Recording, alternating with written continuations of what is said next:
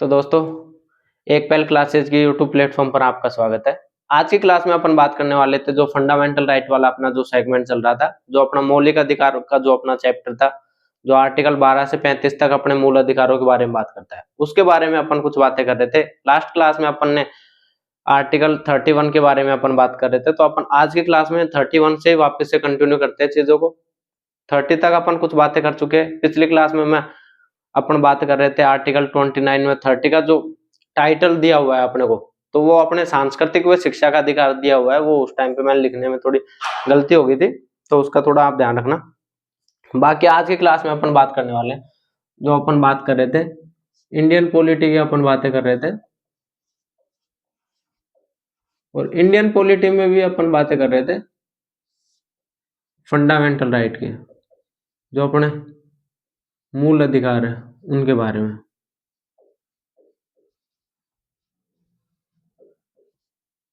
मूल अधिकारों की अपन बातें कर रहे थे। मूल अधिकारों में अपन 5 मूल अधिकार पढ़ चुके थे। आज अपन आगे बात करते हैं। अपन बात कर रहे थे आर्टिकल 31 की अपन बातें कर रहे थे। आर्टिकल 31 की अपन बात करें तो आर्टिकल 31 अपने बात करता है संपत्ति का अधिकार के बारे में।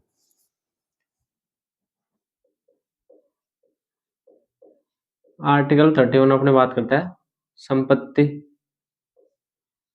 संपत्ति का अधिकार। संपत्ति के अधिकार के बारे में अपन पहले भी बात कर चुके थे, जब अपन आर्टिकल 19F पढ़ रहे थे। उस टाइम पे भी अपन बात कर रहे थे संपत्ति के अधिकार की, जो कि वर्तमान समय में संवैधानिक अधिकार बना दिया गया है। इसको आर्टिकल 300A में इसको जोड़ दिया गया है, भाग 12। और जो अपने कॉन्स्टिट्यूशन अमेंडमेंट जो संविधान संशोधन हुआ था 44वें संविधान संशोधन से, इसको भाग 12 और अपने अनुच्छेद 300A में इसको जोड़ दिया गया था। तो ये कुछ बातें अपने संपत्ति के अधिकार की थी। संपत्ति के अधिकार के बाद में अपन बात कर रहे थे जो अपने आर्टिकल था 31A के बारे में बात कर रहे थे। आर्टिकल 31A के बारे में अपन बात कर रहे थे। आर्टिकल 31A की बात करें तो आर्टिकल 31 अब ए अपने दो चीजों के बारे में बताता है। एक बात करता है अपने निजी संपत्ति की, और सेकंड बात करता है अपने निजी कोई व्यवसाय है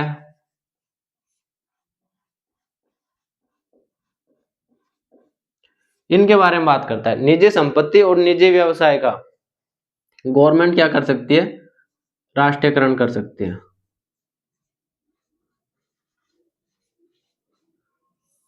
राष्ट्रीयकरण की अपन बात कर रहे थे कि जब इंदिरा गांधी सरकार थी तब अपने जो बड़े बैंक थे उनका राष्ट्रीयकरण किया गया था। तो अपने निजी संपत्ति और कोई निजी व्यवसाय है उसका गवर्नमेंट एक्वायर कर सकती है, उसका राष्ट्रीयकरण कर सकती है। ये बात करता है अपने आर्टिकल 31A। आर्टिकल 31A अपने एक और बात करता है कि अपने जो निजी संपत्ति निजी व्यवसाय को गवर्नमेंट के द्वारा राष्ट्रीयकरण किया गया है और उसके लिए जो अपने को क्षतिपूर्ति की राशि दी गई है, जो कंपनसेशन अपने को प्राप्त प्रदान किया हुआ है, क्षतिपूर्ति की जो राशि है उसको अपन कोर्ट में चैलेंज नहीं दे सकते, उसको चुनौती नहीं दे सकते कोर्ट में, न्यायालय की अपन बात करें तो। ये कुछ बातें करता है अपने आर्टिकल 31A।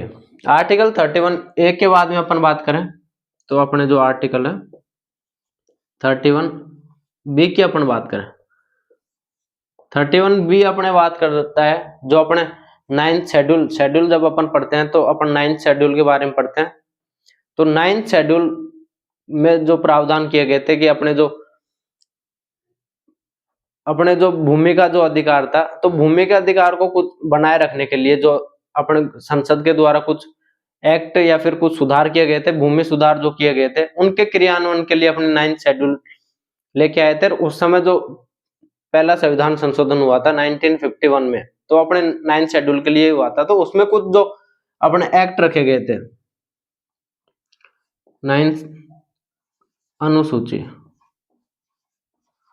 9th अनुसूची में कुछ एक्ट रखे गए थे। तो उन एक्ट को कोई चुनौती नहीं दे सके, इसके लिए उनको 9th शेड्यूल में रख दिए गए थे। और ऐसा प्रावधान किया गया था कि जो अपने एक्ट 9th शेड्यूल में रखे जाएंगे उनका अपने जुडिशियल रिव्यू नहीं कर सकते, न्यायिक पुनरावलोकन उनको नहीं किया जा सकता, उनको चुनौती नहीं दी जा सकती। तो ये कुछ बात करता था अपने एक्ट रखे गए उनको उनका जुडिशियल रिव्यू नहीं किया जा सकता, न्यायिक पुनरावलोकन अपन नहीं कर सकते। यह बात करता है अपने आर्टिकल 31B। लेकिन अपन बात करें जो अपने केशवानंद भारती जो वाद हुआ था, जो अपने 24 अप्रैल 1973 को जो केशवानंद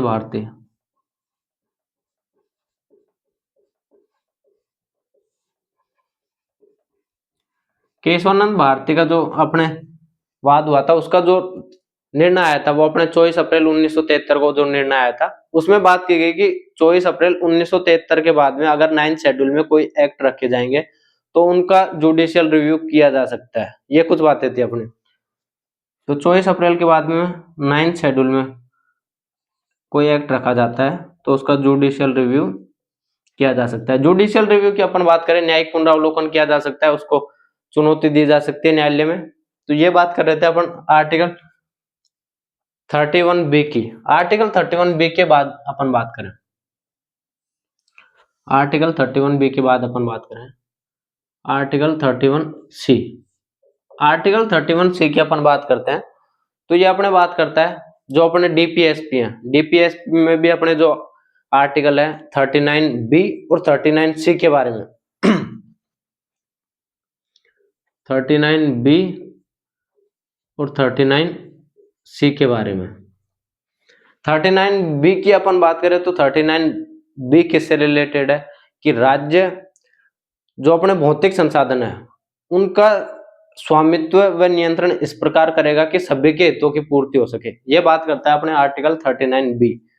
आर्टिकल 39C अपने बात करता है कि राज्य अर्थव्यवस्था का प्रबंधन इस प्रकार करेगा कि जो उत्पादन के जो साधन है और धन का अहितकारी के संकेंद्रण न हो, अहित जो कि भाई एकत्रीकरण हो जाता है उत्पादन के साधन उनका, तो अहितकारी संकेंद्रण को रोकने के लिए बात करता है अपने आर्टिकल 39C। तो आर्टिकल 31C अपने बात करता है 39C और B इनके उद्देश्यों को प्राप्त करने के लिए। इनके अपन उद्देश्यों की बात करें, इन आर्टिकल 39B और C के उद्देश्यों को प्राप्त करने के लिए अगर संसद कोई कानून बनाती है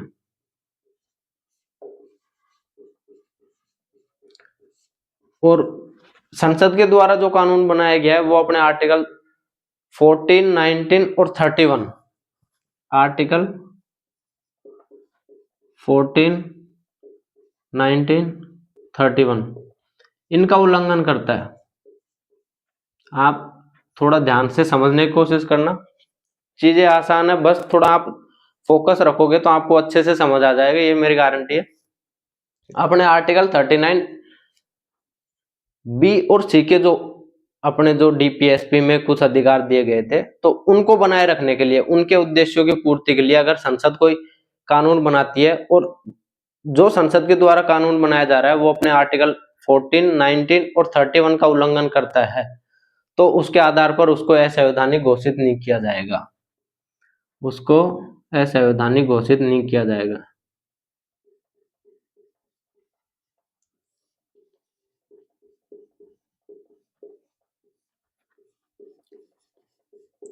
ये कुछ बात करता है अपने आर्टिकल 31C। तो अपने आर्टिकल 31 के बारे में बात कर रहे थे। आर्टिकल 31 अपने बात करता है संपत्ति के अधिकार की। संपत्ति के अधिकार के बाद में अपन बात कर रहे थे आर्टिकल 31A की। आर्टिकल 31A की अपन बात कर रहे थे। आर्टिकल 31A की अपन बात कर रहे थे कि आर्टिकल 31A अपने दो बात करता है, एक तो निजी संपत्ति और कोई निजी व्यवसाय है उसका राष्ट्रीयकरण किया जा सकता है और जो क्षतिपूर्ति की जो राशि दी जाएगी गवर्नमेंट के द्वारा उसको अपन न्यायालय में चुनौती नहीं दे सकते। ये बात करता है अपने आर्टिकल 31A। 31B अब 31B अपने बात करता है कि जो 9th शेड्यूल थी उसमें कोई एक्ट रखे गए हैं तो उनको न्यायिक पुनरावलोकन नहीं किया जा सकता, जुडिशियल रिव्यू नहीं किया जा सकता। लेकिन जो अपने वाद हुआ था केशवानंद भारती वाद हुआ था अपने 24 अप्रैल 1973 को जिसका फैसला आया था, तो उसमें कहा गया कि 24 अप्रैल 1973 के बाद में अगर उसमें कोई एक्ट रखा जा रहा है 9th शेड्यूल में, तो उसका जुडिशियल रिव्यू किया जा सकता है, न्यायिक पुनरावलोकन किया जा सकता है, उसकी समीक्षा की जा सकती है। इसके बाद अपने आर्टिकल 31C बात करता है कि उस आर्टिकल 31C बात करता है 39B और 39C के उद्देश्यों को प्राप्त करने के लिए अगर संसद कोई कानून लेके आती है, उसके द्वारा, उस कानून के द्वारा अपने आर्टिकल 14, 19 और 31 का उल्लंघन होता है, तो उसके आधार पर उसको असंवैधानिक अवैध घोषित नहीं किया जाएगा। ये कुछ बातें करते हैं अपने आर्टिकल 31A, B और C। इसके बाद अपन बात करें 32 की। आर्टिकल 32, आर्टिकल जो 32 है वो अपने बात करता है संवैधानिक उपचारों के अधिकार के, जो कि अपना एक इम्पोर्टेंट जो अधिकार प्रदान किया गया अपने को गवर्नमेंट के द्वारा, संविधान के द्वारा जो अपने को अधिकार प्राप्त है, अपने बात करते हैं आर्टिकल 32। आर्टिकल 32 की अपन बात कर रहे हैं, तो आर्टिकल 32 अपने बात करता है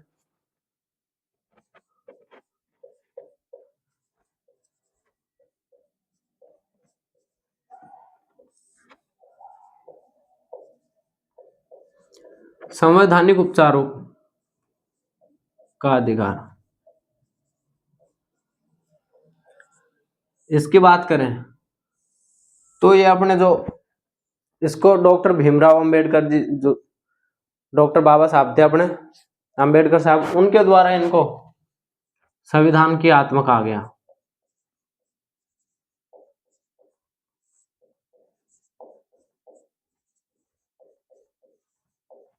अपन इसकी बात करें तो जो संवैधानिक उपचारों का जो अधिकार अपने को प्राप्त है, वो अपने जो 5, इससे पहले अपन जो 5 अपने मूल अधिकारों के बारे में पढ़ रहे थे, उनकी रक्षा के लिए, उनको बनाए रखने के लिए जो अपने को अधिकार प्रदान किया गया था संविधान के द्वारा, वो अपने अधिकार था संवैधानिक उपचारों का अधिकार। इसके द्वारा अपन कोई हितों का उल्लंघन होता है तो उसके लिए अपन सुप्रीम कोर्ट जा सकते हैं। ये अपने बात करता है आर्टिकल 32। ये अपने को 5 प्रकार की सुप्रीम कोर्ट आर्टिकल 32 के तहत 5 प्रकार की रिट जारी कर सकता है। इसको संविधान की आत्मा कहा गया है। आर्टिकल जो अपने 32 आर्टिकल है वो अपने सुप्रीम कोर्ट को 5 प्रकार की रिट जारी करने की बात करता है। अपने कोई फंडामेंटल राइट है, उनका उल्लंघन होने पर सुप्रीम कोर्ट में जा सकते हैं। अब सुप्रीम कोर्ट में जा सकते हैं तो सुप्रीम कोर्ट के द्वारा क्या क्या प्रावधान किए जाएंगे, इसके बारे में बात करता है अपने आर्टिकल 32। आर्टिकल 32 अपने लिए 5 प्रकार की रिट जारी करता है, जो कि सुप्रीम कोर्ट अपने 5 प्रकार की रिट जारी करता है आर्टिकल 32 के तहत। तो अपन बात करने वाले जो रिट जारी की जाती है उनके बारे में, कब कब जारी की जाती है, क्यों जारी की जाती है और किसके विरुद्ध जारी की जाती है, इस बारे में अपन बातें करें। तो अपन बात करने वाले, सबसे पहले तो मैं आपको बता दूं एक एक थोड़ा 5 प्रकार की जो रिट जारी की जाती है उसके बारे में आपको थोड़ा नाम बता दूं, फिर अपन बात करेंगे एक एक पे। अपन बात करें तो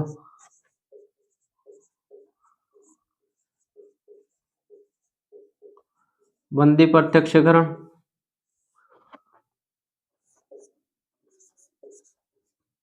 परमादेश,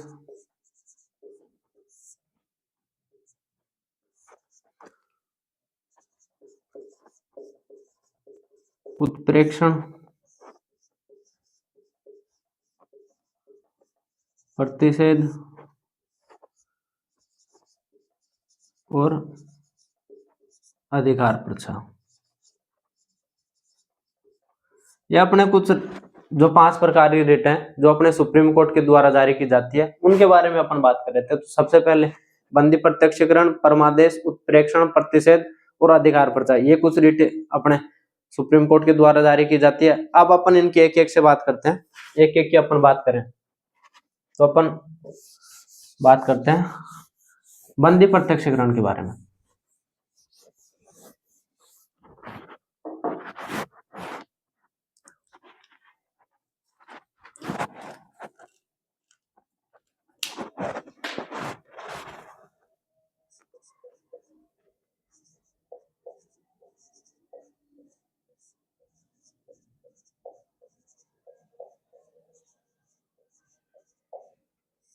बंदी प्रत्यक्षीकरण की अपन बात करें तो इसका क्या अर्थ होता है, जो इसको अपन हैबियस कार्पस के नाम से भी जानते हैं। तो इसका जो अर्थ है वो अपने शरीर को प्रस्तुत करना। ये रिट कब जारी की जाती है, अब इसके बारे में बात करें। अपन बात करते हैं कि भाई कोई व्यक्ति है या फिर किसी व्यक्ति को असंवैधानिक तरीके से गिरफ्तार किया जा सकता है, असंवैधानिक तरीके से किसी व्यक्ति को बंधक बनाया जाता है, गिरफ्तार किया जाता है, तो सुप्रीम कोर्ट ये आदेश जारी करता है कि उस जो बंधक बनाए गए व्यक्ति को सुप्रीम कोर्ट के समक्ष पेश किया जाए। ये बात करता है अपना आर्टिकल 32 की, जो अपन रिट के बारे में बात कर रहे थे, बंदी प्रत्यक्षीकरण।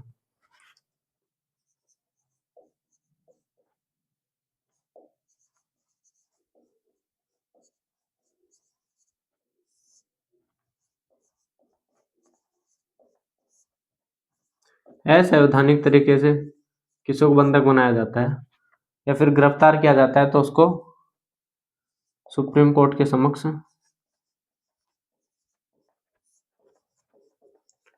प्रस्तुत जारी करने के लिए रिट जारी की जाती है। सुप्रीम कोर्ट जारी करता है कि भाई उसको कोर्ट के सामने पेश किया जाए। इस बारे में बात करता है अपने बंदी प्रत्यक्षीकरण। ये जो रिट अपने जारी की जाती है वो अपने गवर्नमेंट के अगर विरुद्ध ये रिट जारी की जाती है तो ये अपने जो गवर्नमेंट के जो सचिव होते हैं, मुख्य सचिव के विरुद्ध जारी की जाएगी, या अपने किसी संस्था के विरुद्ध भी जारी की जा सकती है, किसी की जो गवर्नमेंट कोई संस्था है उसके विरुद्ध भी जारी की जा सकती है। तो ये अपने बंदी प्रत्यक्षीकरण बात करता है। अपने सबसे पहले तो ये इसका जो अर्थ होता है वो अपने होता है शरीर को प्रस्तुत करना, या किसी व्यक्ति को असंवैधानिक तरीके से बंधक बनाया गया है जो संविधान के अनुकूल नहीं है, संविधान के प्रतिकूल है, तो अपने सुप्रीम कोर्ट बात करता है कि उस व्यक्ति को कोर्ट के सामने पेश किया जाए। तो इसके लिए जो रिट जारी की जा सकती है वो अपने बंदी प्रत्यक्षीकरण जारी की जाती है। जो अपने गवर्नमेंट के विरुद्ध अपने जारी करते हैं तो मुख्य सचिव के नाम से जारी की जाती है। ये बात कर रहे थे अपन बंदी प्रत्यक्षीकरण। बंदी प्रत्यक्षीकरण के बाद में अपन बात करें तो अपन बात करते हैं परमादेश की।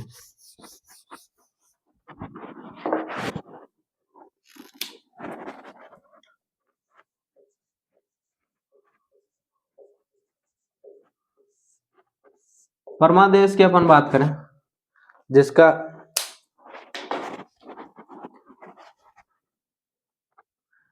अर्थ होता है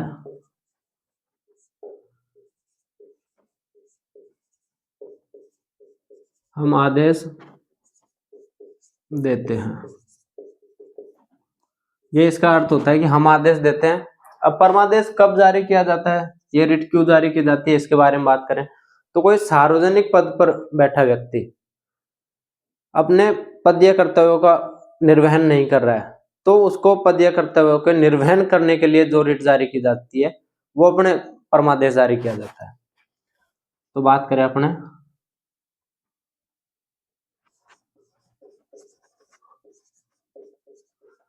सार्वजनिक पद पर नियुक्त व्यक्ति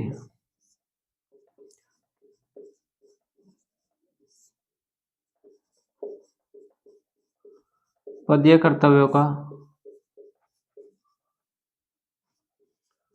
निर्वहन नहीं करता है तो ये रिट जारी की जाती है। जो बात करता है अपने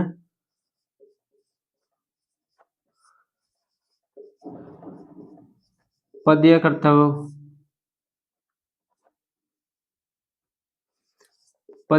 के पालन की बात करता है। उसको जो आदेश दिया जाएगा वो ये आदेश दिया जाएगा कि उसके द्वारा जो उसका पद है, जो उसका कार्य है, उनका पालन किया जाए। तो ये बात करता है अपने जो परमादेश है वो। अब ये किसके विरुद्ध जारी नहीं किया जाएगा इसके बारे में बात करते हैं। अपने संविधान में कुछ पद है जिनके विरुद्ध ये जारी नहीं किया जा सकता।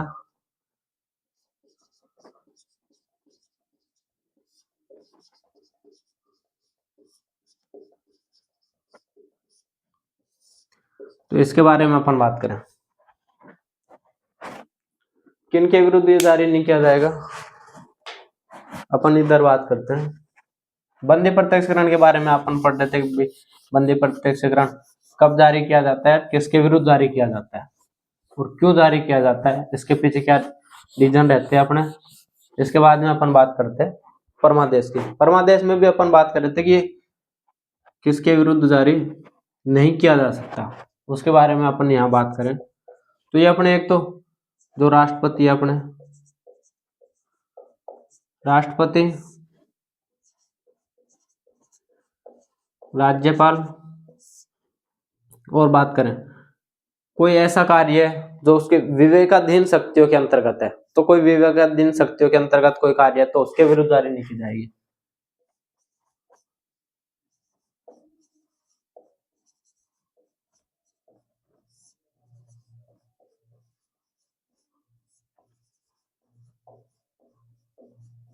और बात करें किसी निजी व्यक्ति के विरुद्ध जारी नहीं की जाएगी, निजी व्यक्ति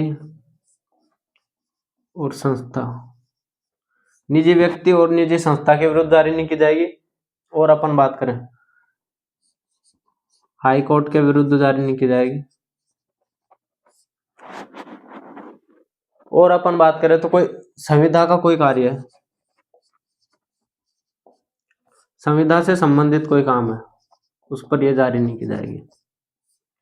तो इन व्यक्तियों पर अपने परमादेश का जो अपने सुप्रीम कोर्ट की जो रिट है, जो परमादेश जो जारी किया जाता है, तो वो अपने इन व्यक्तियों पर जारी नहीं किया जाएगा। कुछ संस्थाएं जो निजी व्यक्ति है, निजी संस्था है, राष्ट्रपति है, राज्यपाल है, इनके ऊपर ये कार्य नहीं करता है। ये कुछ बातें कर रहे थे अपने परमादेश के बारे में। परमादेश के बाद अपन बात करें तो अपन बात करने वाले हैं प्रतिषेध के बारे में।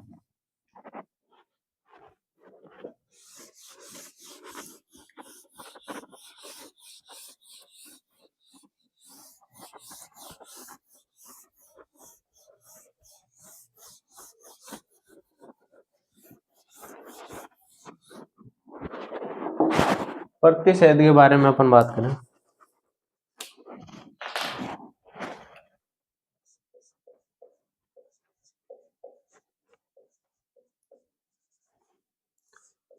प्रतिषेध का मतलब अपने होता है, जो अर्थ होता है वो अपने होता है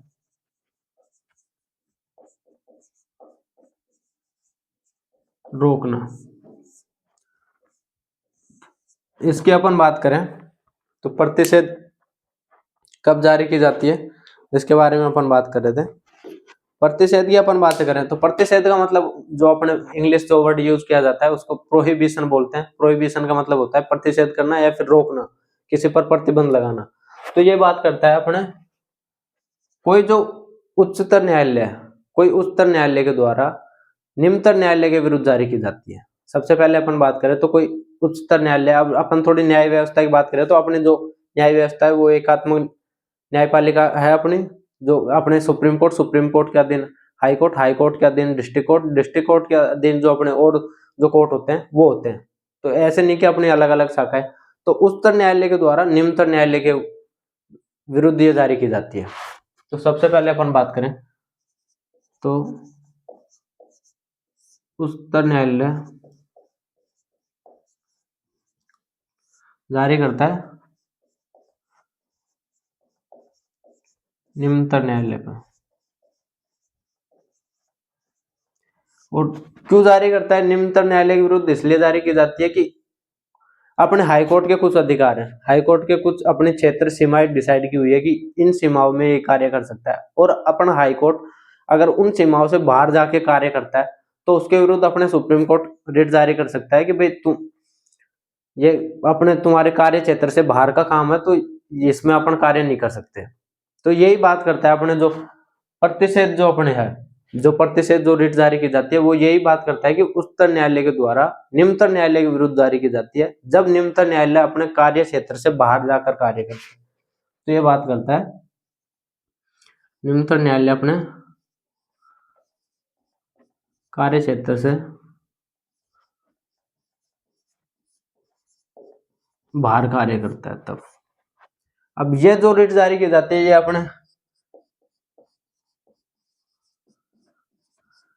सक्रिय को निष्क्रिय करने का कार्य करते हैं। और अपन बात करें, ये रिट जो जारी की जाती है वो केवल और केवल अपने न्यायपालिका के विरुद्ध जारी की जाती है।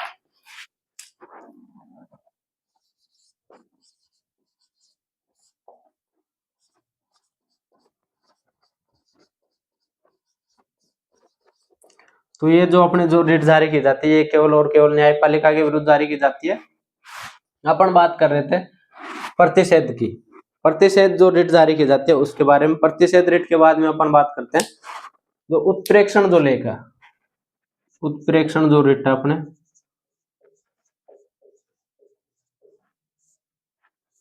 उत्प्रेक्षण जो रिट जारी की जाती है उसके बारे में अपन कुछ बातें करें तो उत्प्रेक्षण रिट और प्रतिषेध रिट में कुछ अपने को ज्यादा अंतर देखने को नहीं मिलता है।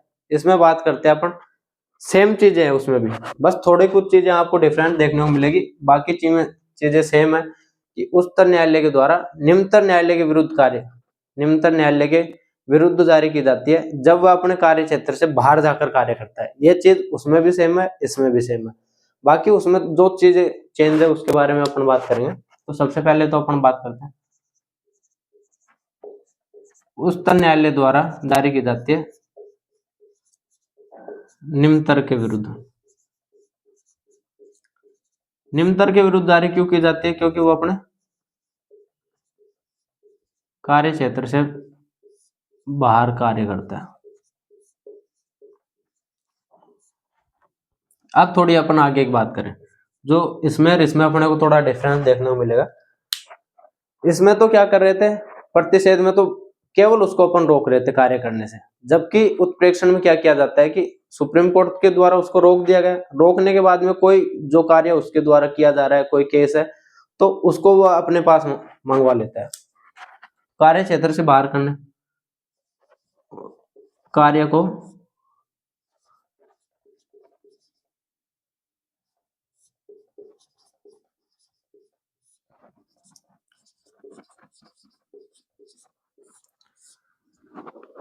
जो भी कार्य उसके द्वारा किया जाता है तो उसको सुप्रीम कोर्ट या फिर जो उच्चतम न्यायालय होता है वो अपने पास मंगवा लेता है, उसकी जो सुनवाई होती है वो स्वयं करता है। तो ये कुछ अपने चेंज था प्रतिषेध में। उत्प्रेक्षण में प्रतिषेध की अपन बात करें, वो प्रतिषेध या उत्प्रेक्षण की अपन बात करें तो ये अपने 1991 से कार्यपालिका के विरुद्ध भी जारी की जाती है।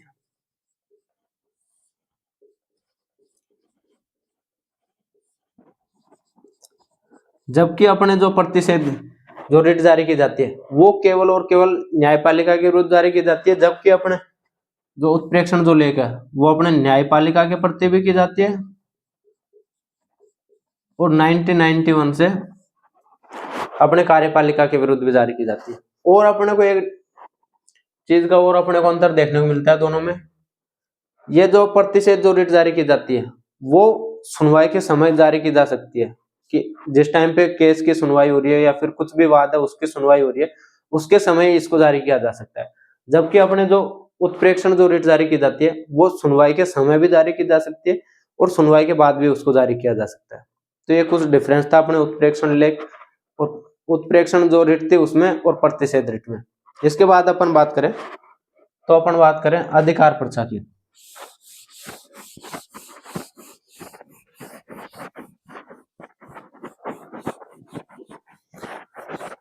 तो ये अपन बात कर रहे थे आर्टिकल 32 की। आर्टिकल 32 में अपन बात कर रहे थे जो अपने 5 प्रकार की जो रिट जारी की जाती है जो अपने मूल अधिकारों के संरक्षण के लिए जो रिट जारी की जाती है उनके बारे में। अब अपन बात करें तो जो अपनी अंतिम जो रिट है उसके बारे में।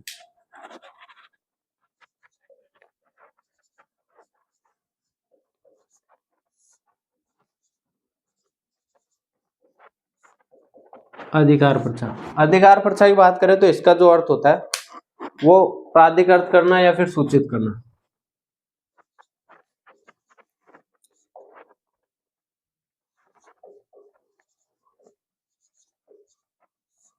प्राधिकृत करना या सूचित करना।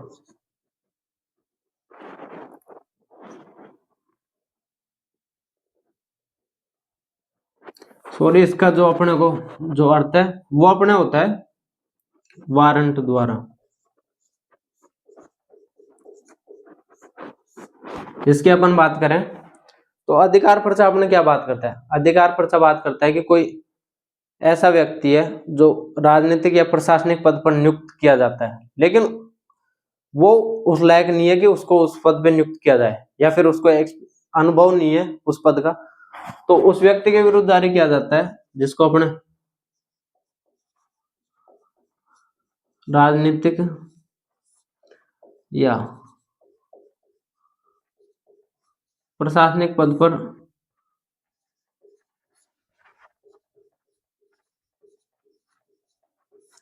नियुक्त किया गया है। तो यह उस व्यक्ति के विरुद्ध जारी की जाती है जिसको नियुक्त किया गया है, उसके विरुद्ध जारी नहीं की जाती जिसके द्वारा इसको नियुक्त किया गया है। तो यह ऐसे व्यक्ति के विरुद्ध जारी की जाती है जिसको अपने राजनीतिक या प्रशासनिक पद पर नियुक्त किया गया है, लेकिन वह उस पद के योग्य नहीं है।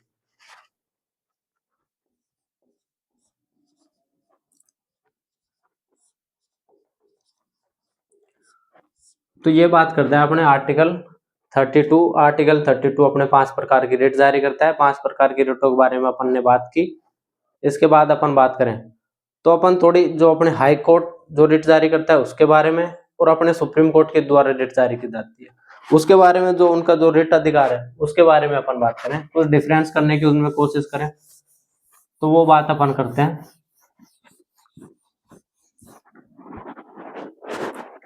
तो अपन बात करें आर्टिकल 32 या फिर अपन बात करें सुप्रीम कोर्ट और हाई कोर्ट की। सुप्रीम कोर्ट हाई कोर्ट की अपन बात करें तो सुप्रीम कोर्ट अपने जो रेट जारी करता है वो अपने जारी की जाती है आर्टिकल 32 के तहत, जबकि हाई कोर्ट जो रेट जारी करता है वो अपने जारी करता है आर्टिकल 226 के तहत रेट जारी की जाती है। अब अपन बात करें तो हाई कोर्ट जो है, अब अपना जो 32 जो आर्टिकल है वो अपना फंडामेंटल राइट है। अब फंडामेंटल राइट की बात करें तो हाई कोर्ट सुप्रीम कोर्ट अपने बात करेगा, सुप्रीम कोर्ट रिट जारी करने के लिए बाध्य होगा क्योंकि अपना ये फंडामेंटल राइट है। तो सुप्रीम कोर्ट बाध्य है रिट जारी करने के लिए। जबकि अपने हाई कोर्ट की बात करें तो जो अपना आर्टिकल 226 है ये अपना एक है कॉन्स्टिट्यूशनल राइट। कॉन्स्टिट्यूशनल राइट है अपना संवैधानिक अधिकार है।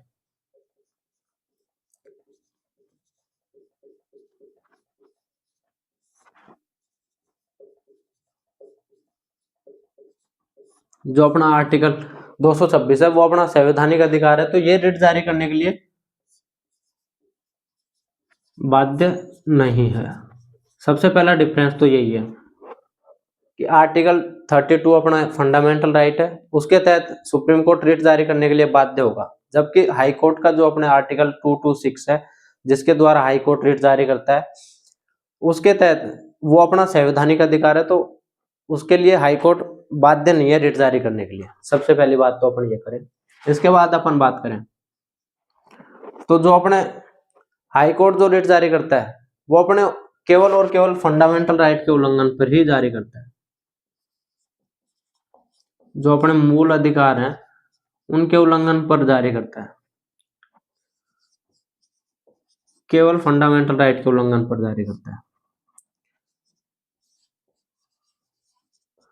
आधार पर नहीं करता। जबकि जो अपने आर्टिकल 226 है ये अपने फंडामेंटल राइट के साथ साथ अन्य कोई मामले हैं जिन पर रिट जारी करनी चाहिए उन पर भी जारी करता है। ये फंडामेंटल राइट के साथ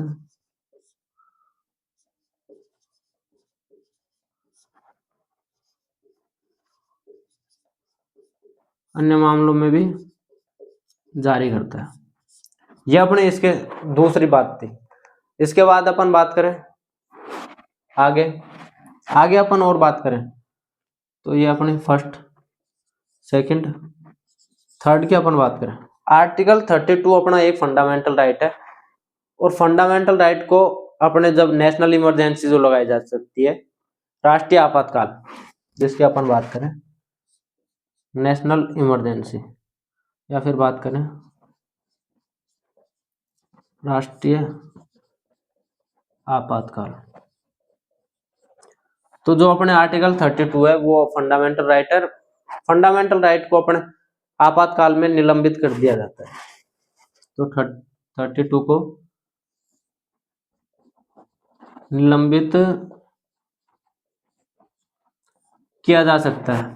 नेशनल इमरजेंसी के समय आर्टिकल 32 को निलंबित किया जा सकता है, जबकि अपने जो आर्टिकल 226 है वो अपने संवैधानिक अधिकार है, और संवैधानिक अधिकार को नेशनल इमरजेंसी राष्ट्रीय आपातकाल के समय निलंबित नहीं किया जाता है।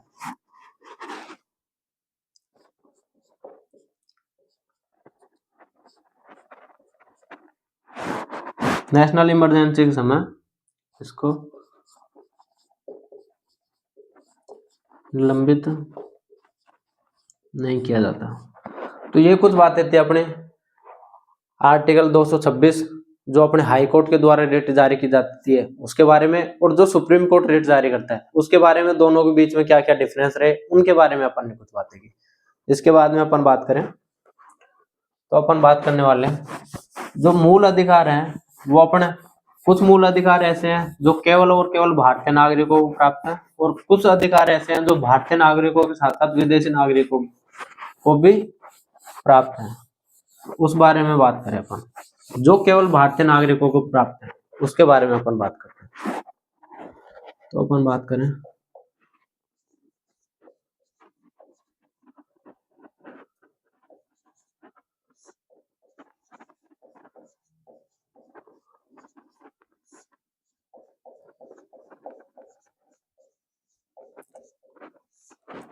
तो जो अधिकार अपने फंडामेंटल राइट है जिनको अपन मूल अधिकार बोलते हैं, तो केवल और केवल जो अपने भारतीय नागरिकों को प्राप्त है उनके बारे में अपन बात करें तो वो अधिकार है अपने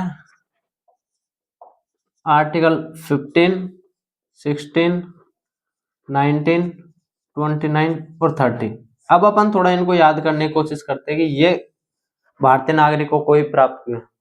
आर्टिकल 19 जब अपन पढ़ते हैं उस समय भी अपन बात करते हैं कि ये केवल और केवल भारतीय नागरिकों को प्राप्त होंगे। जो स्वतंत्रता का अधिकार है, जो भारत के नागरिकों को निवास करने, आबाद संचरण करने और जो अधिकार प्राप्त करता है वाक अभिव्यक्ति के, तो वो केवल और केवल भारतीय नागरिकों को प्राप्त होंगे। ये अपन बात करते हैं जब आर्टिकल 19 पढ़ते हैं उस समय। अब अपन बात करें आर्टिकल 29 और 30 की, तो अपन आर्टिकल 29 और 30 में पढ़ते हैं जो अल्पसंख्यकों को जो अधिकार है, जो अपने माइनॉरिटी है उसके बारे में अपन बात करें तो उनको जो अधिकार प्राप्त हैं वो केवल और केवल जो भारतीय जो अल्पसंख्यक हैं, जो भारतीय देश में निवास करते हैं उनको ही प्राप्त है। ये कुछ बात करता है अपने आर्टिकल अल्पसंख्यकों की बात करता है। जब अपन आर्टिकल 29 और 30 पढ़ रहे थे उस समय अपन अल्पसंख्यकों की बात कर रहे थे कि अपने भारतीय संविधान में भाषाई और धार्मिक अल्पसंख्यकों के बारे में बात की हुई है।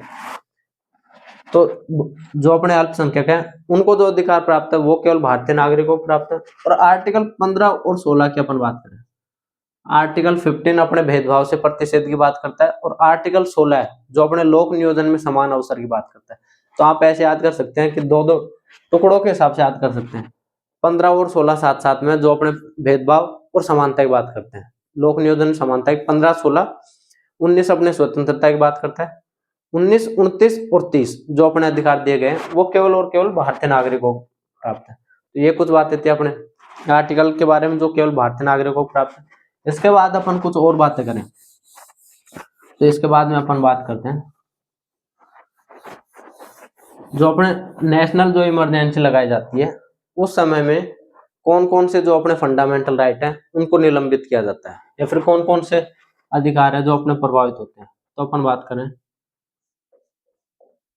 नेशनल इमरजेंसी समय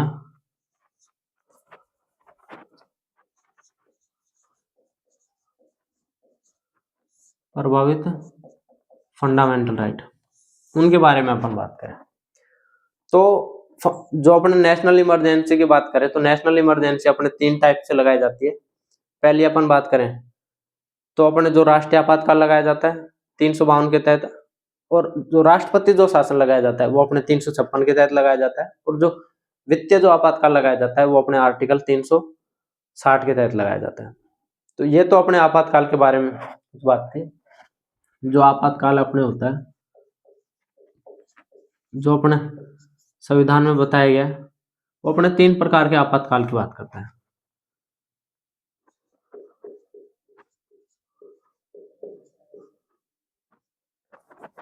सबसे पहले बात करें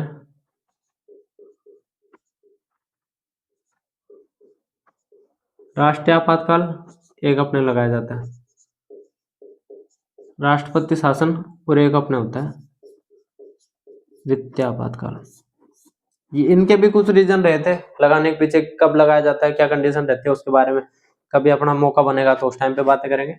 अभी अपना जो टॉपिक है वो अपना टॉपिक चल रहा है फंडामेंटल राइट, जो अपने आपातकाल के समय निलंबित किए जाते हैं। तो नेशनल इमरजेंसी की अपन बात करें, जो राष्ट्रीय आपातकाल की अपन बात करते हैं आर्टिकल 52 के तहत, जो 352 के तहत अपन नेशनल इमरजेंसी की बात करते हैं, जो राष्ट्रीय आपातकाल जो अपने लगाया जाता है उसके बारे में। तो वो अपने बात करते हैं आर्टिकल 358 अपने कुछ बातें करता है।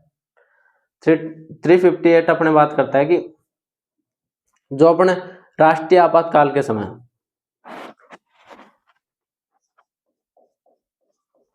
जब अपने नेशनल इमरजेंसी लगाई जाएगी, तो राष्ट्रीय आपातकाल के समय जो अपना आर्टिकल 19 है, आर्टिकल 19 स्वतः निलंबित हो जाएगा। इस बारे में अपने बात करता है आर्टिकल 358 अपने बात करता है कि नेशनल इमरजेंसी के समय, राष्ट्रीय आपातकाल के समय अपना जो आर्टिकल 19 जो स्वतंत्रता के बारे में बात करता है वो स्वतः निलंबित हो जाएगा। ये बात करता है अपने आर्टिकल 358। अब इसके तहत कुछ जो कॉन्स्टिट्यूशन अमेंडमेंट हुआ, कुछ संविधान संशोधन हुआ, अपने 44वां संविधान संशोधन, उसके द्वारा इसमें कुछ सुधार किया गया, उसकी अपन बात करें तो अपने जो सशस्त्र विद्रोह होता है, सशस्त्र विद्रोह,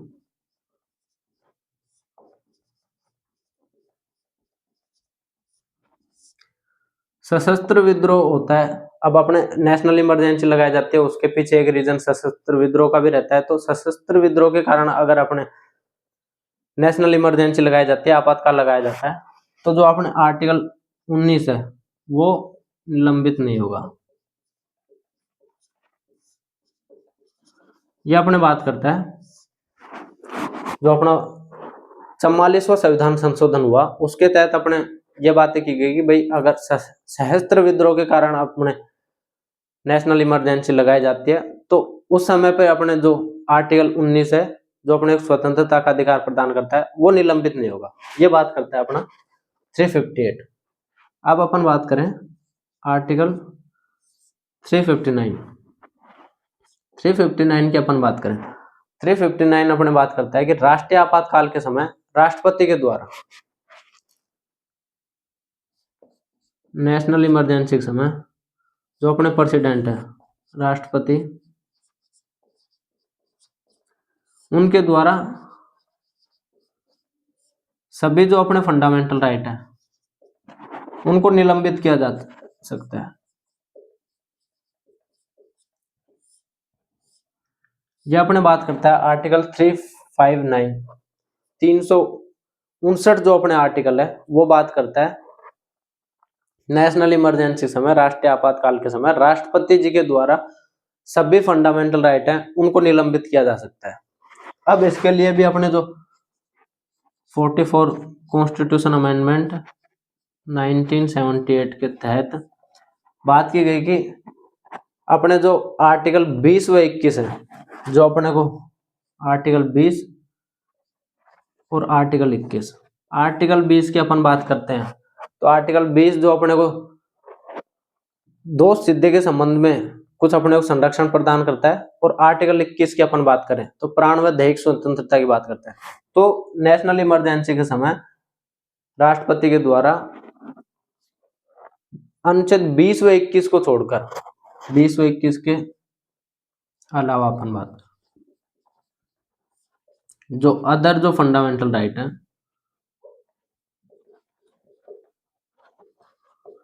उनका निलंबन किया जा सकता है। तो ये कुछ बातें थी अपने संवैधानिक अधिकार, जो संवैधानिक उपचारों का अधिकार था उसके बारे में, और कुछ अपने बातें थी जो अपने फंडामेंटल राइट थे उनके बारे में, कि वो कब कब प्रभावित होते हैं, कौन कौन से आर्टिकल इसके तहत प्रभावित होते हैं उसके बारे में। अब अपन थोड़ी सी और बातें करें तो कुछ अपने आर्टिकल जो बच गए थे उनके बारे में अपन बात करें।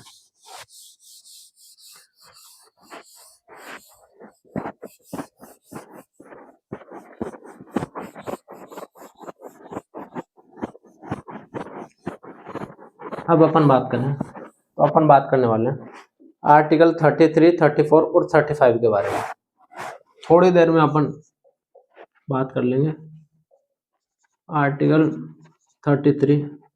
आर्टिकल 33 की अपन बात करें, आर्टिकल 33 अपने बात करता है कि जो अपने अर्धसैनिक बल हैं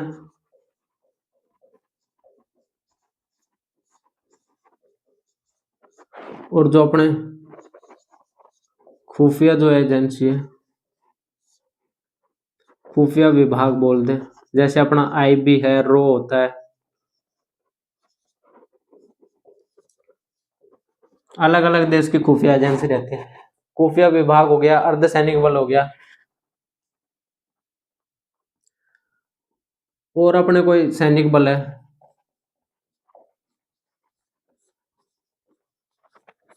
तो इनके अधिकार में कटौती की बात करता है।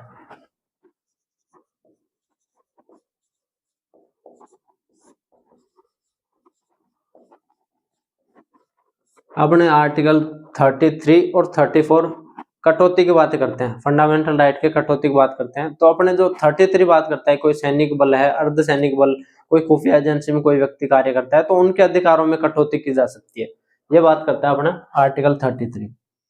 इसके बाद अपन बात करें आर्टिकल 34। आर्टिकल 34 की अपन बात करें तो कोई ऐसा क्षेत्र है जहां पर मार्शल लॉ लागू किया जाता है, कोई ऐसा क्षेत्र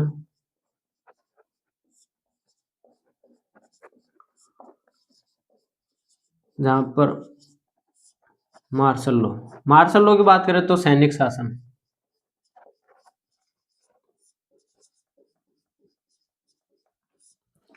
जैसे कि अपन हिस्ट्री में पढ़ते हैं जलियांवाला बाग हत्याकांड के बारे में पढ़ते हैं, जहां पे जनरल डायर के द्वारा अंधाधुंध गोलियां चला दी गई थी, तो वहां पे जो मार्शल लॉ लागू किया गया था। और मार्शल लॉ बातें करता है कि भाई लोगों को इकट्ठा, जो लोग होते हैं वो एक साथ इकट्ठा नहीं हो सकते, दो या दो से अधिक लोग कहीं पे बैठ नहीं सकते, बातचीत नहीं कर सकते। तो जहाँ पे ये अपने जो सैनिक शासन लगाया जाता है उसके बारे में बात करें तो जहाँ पे मार्शल लॉ लागू कर दिया जाता है तो वहां के जो नागरिक होते हैं उनके अधिकारों में कटौती की बात करता है। मार्शल लॉ वाले क्षेत्र में नागरिकों के अधिकारों में कटौती की बात करता है।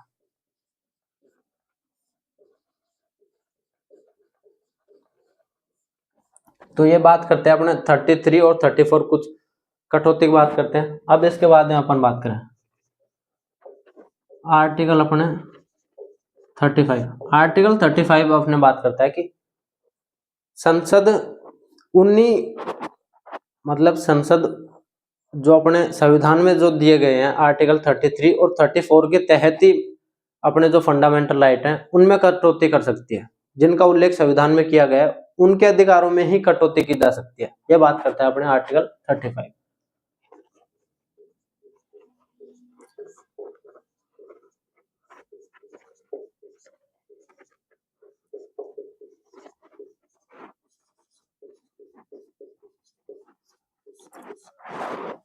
आर्टिकल 35 अपने बात करता है कि जिनका उल्लेख संविधान में किया गया है, जैसे अपने बात करें 33 और 34 के तहत संसद के द्वारा जो कटौती की जाती है उसका उल्लेख अपने संविधान में किया गया है। तो 35 अपने बात करता है कि जिनका उल्लेख संविधान में किया गया है उनके अधिकारों में ही कटौती कर सकती है संसद। तो ये कुछ बातें अपने फंडामेंटल राइट के बारे में थी। अपन ने लगभग बातें खत्म कर ली है। अब अपना बस जो अपना लास्ट टॉपिक रहेगा फंडामेंटल राइट का, वो अपन बात करेंगे कि फंडामेंटल राइट में कुछ संशोधन किए गए थे, संशोधनों की अपन कुछ बात कर लेंगे।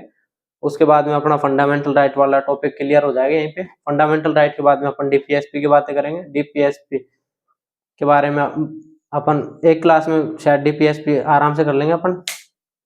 बाकी मैं आपको डेली बोलता हूँ कि भाई हमारी कुछ चीजें आपको कमी लग रही हो तो उसमें आप कमेंट में बता सकते हो। बाकी कोई चीज आपको अच्छी लगती है तो उसके बारे में भी आप कमेंट में बता सकते हो।